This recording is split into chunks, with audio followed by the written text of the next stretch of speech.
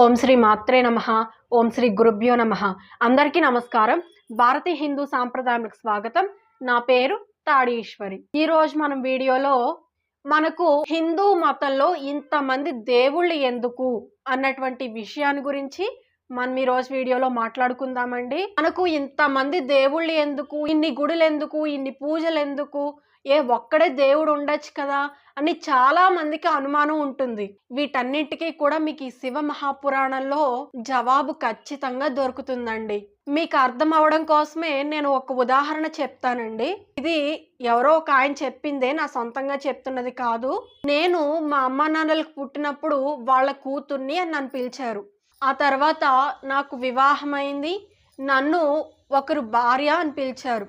ఆ తర్వాత నేను పిల్లలకి అమ్మనైతే నన్ను వాళ్ళు అమ్మ అని పిలుస్తారు. ఆ తర్వాత నా పిల్లలకి పెళ్ళిళ్ళు చేయాల్సి వచ్చినప్పుడు నేను అమ్మమ్మనో నానమ్మనో అవుతాను.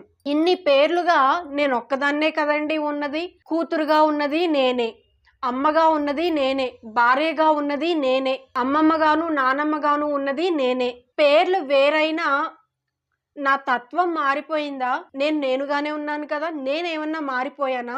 నన్ను పిలిచేటటువంటి వాళ్ళు వాళ్ళ రక్త సంబంధం కొద్దీ వాళ్ళు నన్ను అలా పిలుస్తున్నారు.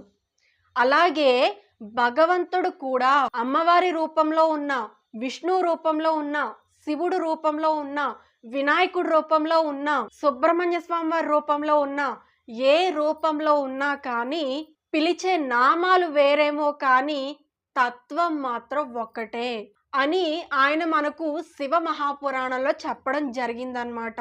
ఒక్క శివ మహాపురాణమే కాదు, మీరు దేవి భాగవతంలో చూసుకుంటే అమ్మవారి నుంచి మిగతా శక్తులన్నీ జన్మించాయి, అమ్మలో నుంచే మిగతా దేవతామూర్తులు అందరూ వచ్చారని చెప్తారు.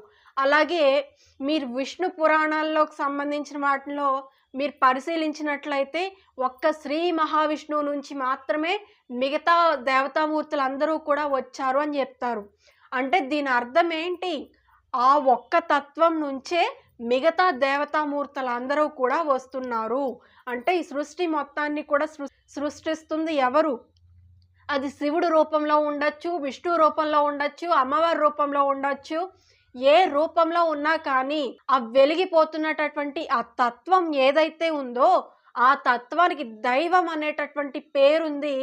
ఆ దైవమే ఇన్ని దేవతా రూపాలుగా మనల్ని అనుగ్రహించడానికి వచ్చారనమాట. కాబట్టి ఈ ప్రకృతి మొత్తం కూడా మన శివ మహాపురాణం గురించి చెప్పుకుంటున్నాం కాబట్టి ఈ ప్రకృతి మొత్తం కూడా ఆ శివమయం అయిపోయి ఆ శివుడే 8 రకాల మూర్తులతో ఈ ప్రకృతిలో నిండి ఉన్నాడనమాట.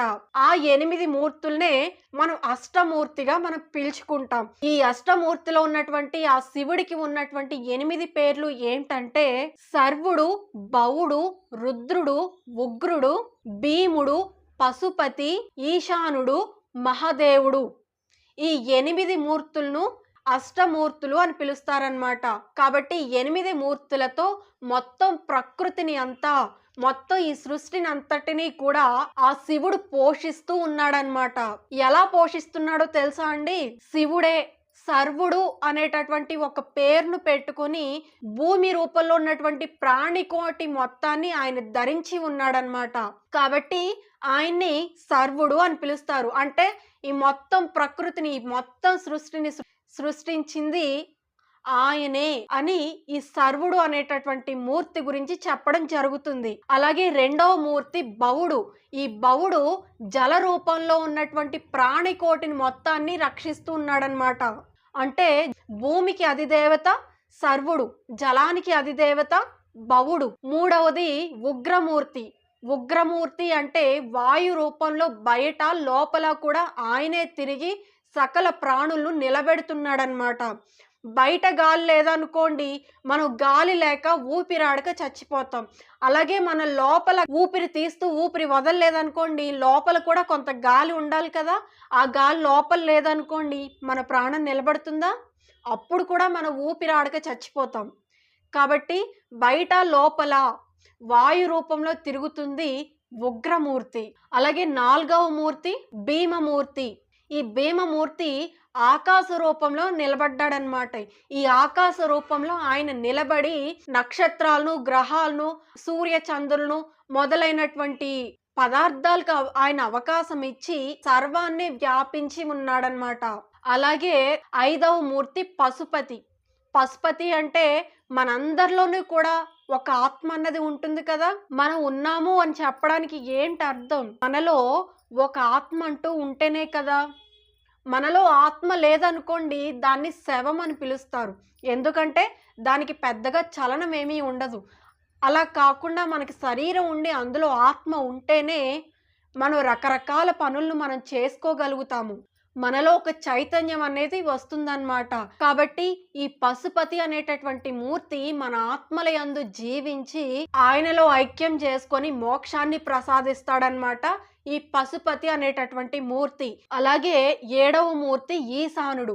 ఈ ఈశానుడు అనేటటువంటి మూర్తి సూర్య రూపంలో ఉండి మొత్తం జగత్తు అంతటికీ కూడా ప్రకాశాన్ని కలిగింపజేస్తున్నాడనమాట ఈ ఈశానుడు అనేటటువంటి మూర్తి.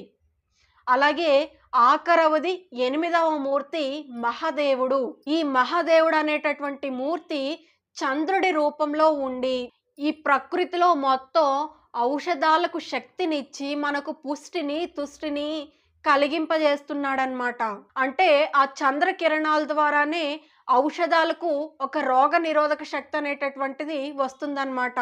కాబట్టి ఆ శక్తిని ప్రసాదించేది ఈ మహాదేవుడు అనేటటువంటి మూర్తి చంద్ర రూపంలో ఉన్నాడు కాబట్టి ఔషధాలకు అటువంటి శక్తి వస్తుందన్నమాట. కాబట్టి ఇప్పుడు చెప్పండి, శివ మహాపురాణంలో అంతర్గతంగా ఇన్ని దేవతామూర్తులతో నేనే పిలువబడుచున్నాను అని చెప్పి మనకు ప్రాక్టికల్గా కూడా ఆయన అష్టమూర్తి తత్వాన్ని నిరూపణం చేశాడు కదా. భూమిని ఏమని పిలుస్తాం? భూమాత అని పిలుస్తాం.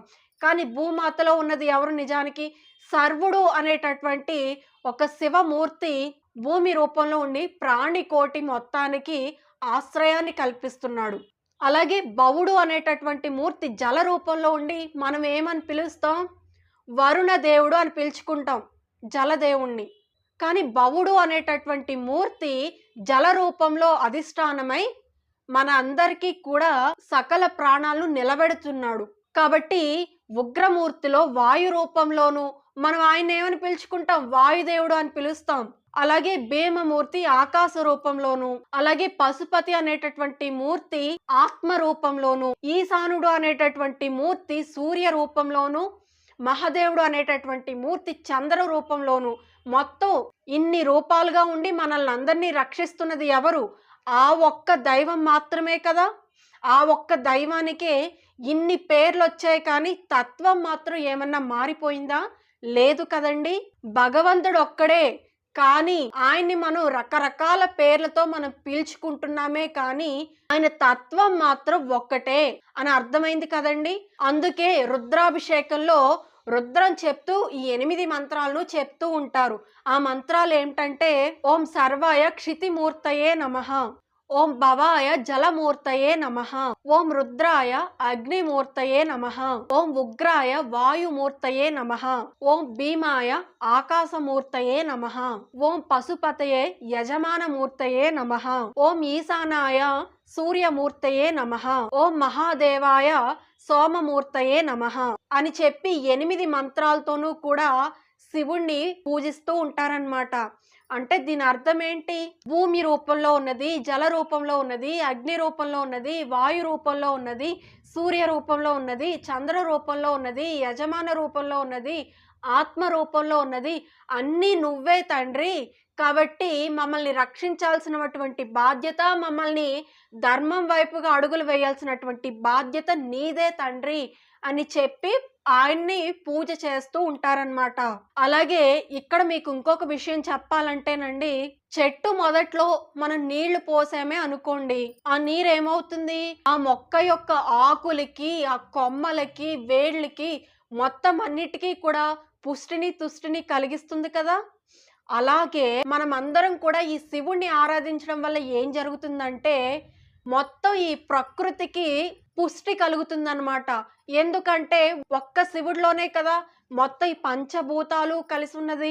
కాబట్టి మనం ఈ శివుణ్ణి ఆరాధించడం వలన ఈ ప్రకృతి మొత్తానికి కూడా మన చెట్టు మొదట్లో నీరు పోసినప్పుడు మొక్క మొత్తానికి కూడా ఎలా అయితే పుష్టి కలుగుతుందో అలాగే ఒక్క శివారాధన చేయడం వలన మొత్తం ఈ ప్రకృతి అంతా కూడా చాలా చక్కగా మంచిగా పుష్టిగా తుష్టిగా ఉంటుంది అని చెప్పడం కోసం మనం శివుణ్ణి ఆరాధించాలన్నమాట. కాబట్టి ఈ లోకంలోని తండ్రులు చూడండి, పిల్లలు చాలా ఆనందంగా ఉన్నారే అనుకోండి, తండ్రి కూడా మహదానంద పడిపోతాడు. నా పిల్లలు చాలా ఆనందంగా ఉన్నారే అని చూసి తండ్రి సంతోషించడా అండి? తండ్రి ఏ విధంగా అయితే సంతోషిస్తాడో మనందరికీ తండ్రి, ఈ ప్రకృతి మొత్తానికి తండ్రి అయినటువంటి ఆ శివుడు నా పిల్లలందరూ కూడా చాలా చక్కగా ఉన్నారు, చాలా ఆనందంగా ఉన్నారు, వాళ్ళు ప్రకృతిని ఎక్కడ పాడు చేయట్లేదు అని చెప్పి ఎంత సంతోషిస్తాడో కదండి. కానీ ఇక్కడ ఒక్క విషయం అండి, మన శివుడు ఆనందానికి మనం కారణం కావాలి అంటే ప్రకృతిని మనం కాపాడుకోవాలి. ప్రకృతిలో ఉన్నటువంటి ఏ జీవుడికి కూడా మనం అపకారం చేయకూడదు. అది చెట్టు కావచ్చు, పిట్ట కావచ్చు, పశువు కావచ్చు, మనిషి కావచ్చు, ఏదైనా సరే ఈ ప్రకృతిలో మనం బ్రతుకుతున్నాము అంటే ఈ ప్రకృతిలో ఉన్నటువంటి మన తోటి జీవులకి, ప్రకృతికి మనం ఎటువంటి అపకారం అన్యాయం చేయకుండా ఉన్నాము అంటే శివుడు మన పట్ల చాలా ఆనందంగా వ్యవహరిస్తాడు.